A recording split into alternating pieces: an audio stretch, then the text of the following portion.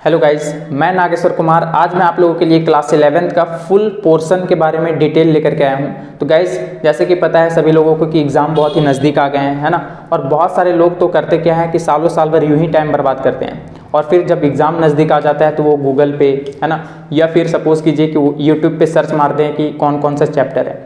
बहुत सारे लोगों को तो ये भी नहीं पता होता है कि एक्चुअली में उन्हें कौन कौन सा चैप्टर पढ़ना है, ठीक है। चैप्टर के बारे में भी नॉलेज नहीं होता है। तो आज मैं आप लोगों के लिए फुल डिटेल लेकर के आया हूँ, और साथ ही साथ कौन से चैप्टर से कितने मार्क्स आने वाले हैं इसके बारे में भी मैं डिटेल में बताऊंगा। और गाइज, लास्ट में एक ट्रिक भी बताऊंगा कि एक्चुअली में हम लोगों को स्मार्ट वे से किस तरह से पढ़ना चाहिए, ठीक है। तो चलिए स्टार्ट करते हैं। सबसे पहले कौन कौन से चैप्टर पढ़ना है और उसका मार्किंग स्कीम क्या है उसके बारे में थोड़ा बात करते हैं, ठीक है। तो सबसे पहला जो चैप्टर हम लोग को पढ़ना है, ठीक है, बात करें तो यूनिट एंड डायमेंशन, ठीक है, जिसको हम लोग बोल सकते हैं यूनिट एंड मेजरमेंट।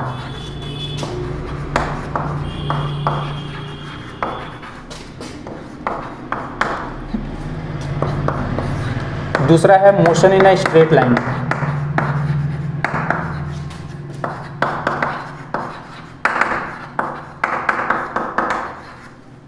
थर्ड है motion in a plane.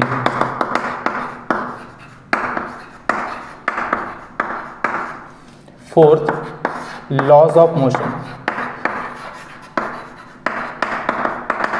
Guys, ये जो चार चैप्टर ना, ये बहुत ही इंपॉर्टेंट चैप्टर है, और इन सभी चारों चैप्टर से आप लोगों का बहुत ही ज़्यादा मार्क्स आने वाला है, ठीक है। Total 23 marks. और गाइस, जैसे कि पता है कि 23 मार्क्स एक बहुत बड़ा वेटेज होता है, ठीक है, तो इसको तो छोड़ नहीं सकते हैं, क्लियर है ना। Fifth, work, energy and power.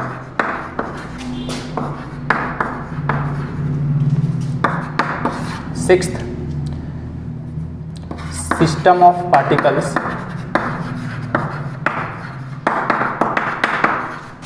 And rotational motion.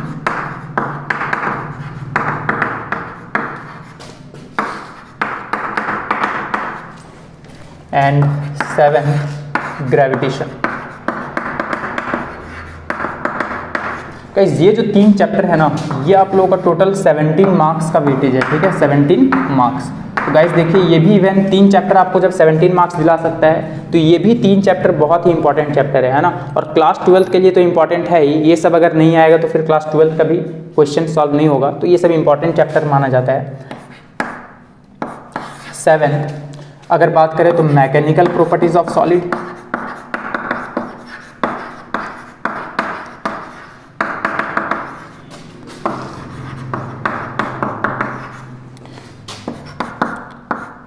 Eight, mechanical properties of fluid.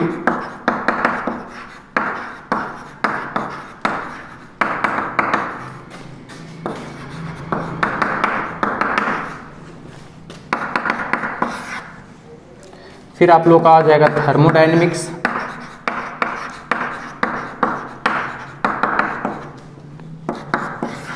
Thermal properties of matter.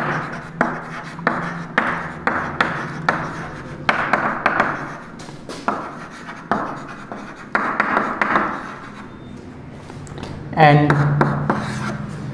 Kinetic theory of gases.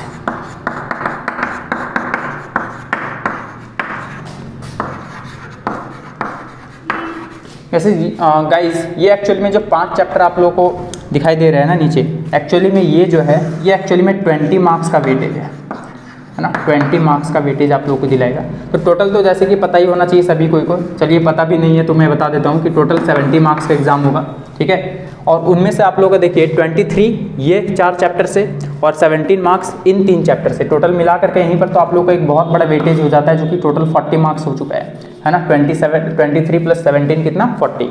बाकी का जो है ना, ये 5 चैप्टर पढ़ेंगे तब आप लोग 20 मार्क्स कवर अप कर पाओगे, ठीक है। और 2 चैप्टर और बच जाता है, जिसको हम लोग बोलते हैं ऑसिलेशन